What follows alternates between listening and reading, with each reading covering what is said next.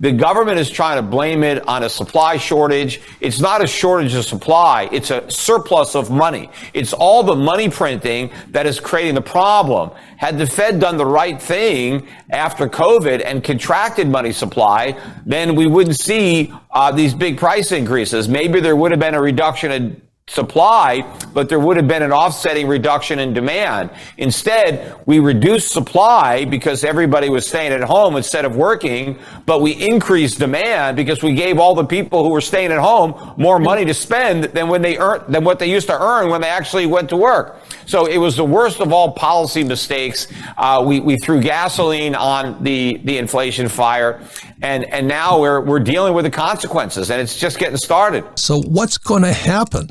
So if let's say they raise interest rates, they push us into a recession, that's going to crush a lot of small businesses, and if prices go up, there'll probably be more unemployment. Yes, the problem is they're going to raise rates enough to crush the economy, but not enough to slow inflation. And in fact, as inflation gets worse, that's going to be another drag on the economy.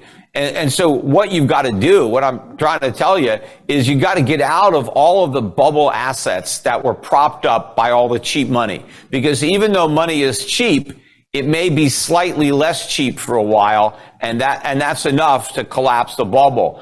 But you can't just go to cash because inflation is very high and it's eroding away the value of your cash. There's no safety there. You can't buy bonds. Bonds are even worse than cash because it's cash in the future. But in the meanwhile, you're tying your cash up and inflation is eating it up.